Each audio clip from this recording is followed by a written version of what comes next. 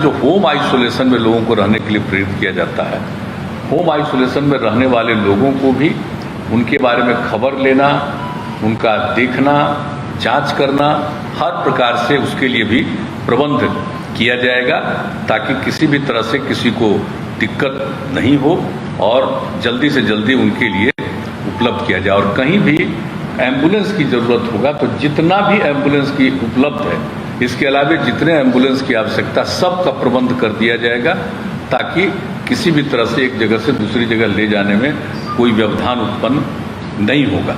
तो एक एक करके इस तरह से होम आइसोलेशन के लिए भी सब तरह का काम किया जाएगा। और जो लोग भी बाहर हैं, हम लोगों का अनुरोध है कि जितना जल्दी से जल्दी हो सके लोग लौट आएँ। हम लोगों का ये आग्रह है, अपील है कि जो बाहर गए अब उनको फिर दिक्कत हो रही है, जल्दी से जल्दी लोग जरूर आ जाएं। और हम लोगों की तरफ से जो भी सहयोग संभव है वो सब हम लोग करेंगे, लेकिन आ जाएं जल्दी से जल्दी, क्योंकि जितना देर करेंगे उतना ही उनको और कठिनाइयाँ बढ़ेगी। हम लोग चाहते हैं जल्दी आ जाएं, जांच हो जाए, उसका उपाय कर दिया जाए और उनको आगे जो कुछ भी काम करना है उसके लिए उनको सहयोग करना। ये सब चीज़ के बारे में हम लोगों ने आज बहुत विस्तृत रूप से बातचीत की है।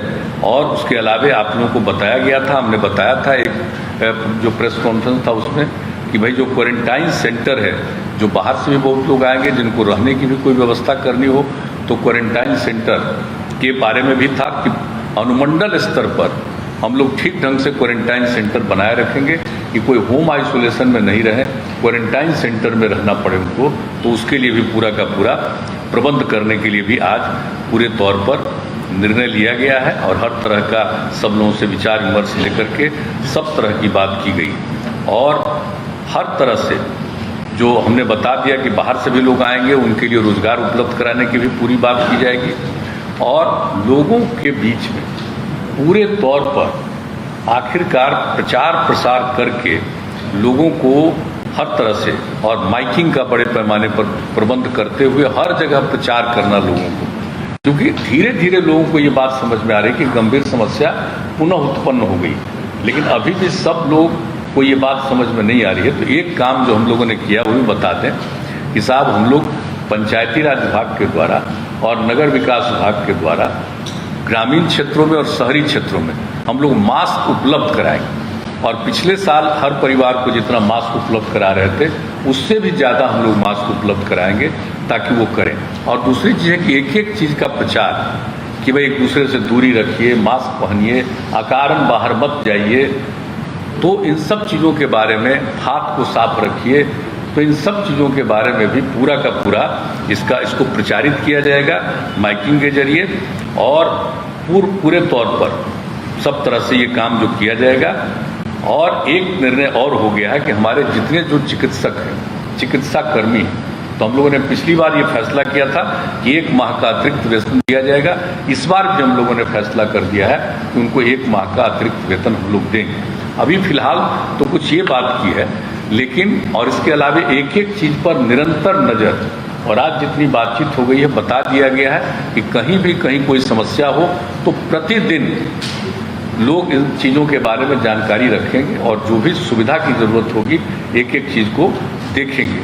और अब जो बात है कि आप जानते हैं कि कई चीज़ों पर जो हम लोगों ने प्रतिबंध पहले से लगाया था, तो अब उसको देखते हुए अब जो आप निर्णय हो गया है कि जो पाबंदियों के बारे में कि स्कूल, कॉलेज, कोचिंग संस्थान एवं अन्य शैक्षणिक संस्थान जो 18 अप्रैल तक, मैंने आज के दिन तक जो तय किया गया था पहले, अब उसको बढ़ा करके 15 मई तक बंद रखा जाएगा। ये हम लोगों ने तय कर लिया कि जिस तरह से जितनी स्थिति बढ़ती चली जा रही है तो अब इसको 15 मई तक बंद रहेगा।